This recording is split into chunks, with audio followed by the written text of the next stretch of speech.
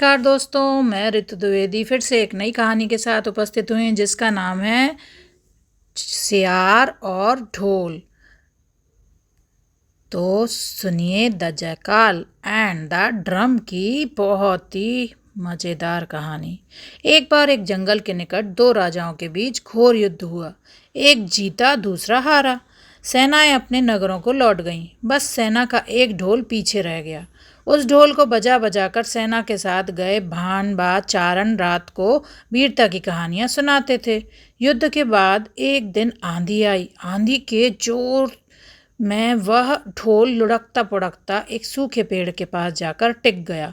उस पेड़ की सूखी टहनियाँ ढोल से इस तरह से सट गई थी कि तेज हवा चलते ही ढोल पर टकरा जाती थी और ढमाढम की गुंजायमान आवाज होती। एक सियार उस क्षेत्र में घूमता था। उसने ढोल की आवाज़ सुनी। वह बड़ा भयभीत हुआ। ऐसी अजीब आवाज़ बोलते पहले उसने किसी जानवर को नहीं सुना था।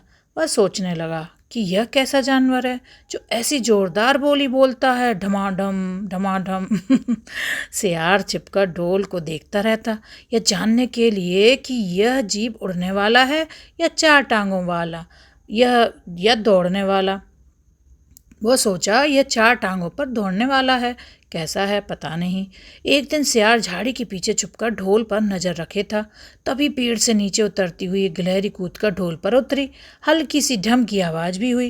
गिलहरी ढोल पर बैठी दाना कुतरती रही। सियार बड़बड़ाया, ओ तो यह कोई हिंसक जीव नहीं है, मुझे भी डरना नहीं चाहिए। सियार फूंक फूंक कर कदम रखता ढोल के निकट गया। उसे सूंघा। ढोल का उसे कहीं न कहीं सिर नजर आया और न पैर। तभी हवा के झुके से टहनियाँ ढोल से टकराईं। ढम की आवाज हुई और सियार उछलकर पीछे जा गिरा। अब समझ आया। सियार उड़ने की कोशिश करता हुआ बोला, यह तो बाहर का खोल है, जीव इस खोल के अंदर है। आवाज बता रही है कि जो कोई जीव इस खोल के भीतर रहता है वह मोटा ताजा होना चाहिए, चर्बी से भरा शरीर, तभी ये ढमढम की जोरदार बोली बोलता है। अपनी मान में घुसते ही सियार बोला, ओ सियारी, दावत खाने के लिए तैयार हो जा, एक मोटे ताजे शिकार का पता लगा कर आया हूँ। सियारी बोली, मतलब उसकी जो पत्नी थी वो बोली, सियारी तुम उसे मारकर क्यों नहीं लाए? सियार ने उसे झिड़की दी, क्योंकि मैं तेरी तरह मूर्ख नहीं हूँ।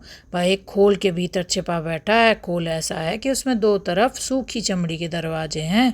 मैं एक तरफ से हाथ डाला और उसे पकड़ने की कोशिश करता तो वह दूसरे दरवाजे से न भाग जाता। चांद निकलने पर दोनों ढोल की ओर गए। जब वह निकट पहुंच ही रहे थे कि हवा से टहनियाँ ढोल पर टकराईं और ढमढम की आवाज़ निकली। सियार सियारी के कान में बोला, सुनिया उसकी आवाज़, जरा सोच, जिसकी आवाज़ इतनी ऐसी गहरी है वह खुद कितना मोटा ताजा होगा। दोनों ढोल को सीधा कर उसके दोनों ओर बैठे और लगे दांतों से ढोल के दोनों चमड़ी वाले भाग के किनारे फाड़ने। जैसे ही चमड़ियां कटने लगीं, सियार बोला, होशियार रहना, एक साथ हाथ अंदर डाल, शिकार को दबोचना है। दोनों ने हूं की आवाज़ के साथ हाथ ढोल के भीतर डाले और अंदर टटोलने लगे। अंदर कुछ नहीं था, एक दूसरे के हाथ ही पकड़ में आए। दोनों चिल्लाए, हैं यहाँ तो कुछ नहीं है, और वे माथा पीट कर रह गए। तो भाई कैसी लगी आपको ये कहानी?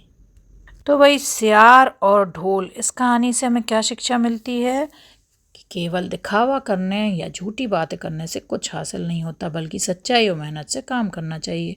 तो ये बड़े लोगों के हिसाब से छोटे बच्चों को हम बताएंगे कि इस कहानी से हमें यह शिक्षा मिलती है कि सफलता के लिए साहस और मेहनत की आवश्यकता होती है, ना कि दिखावे की। और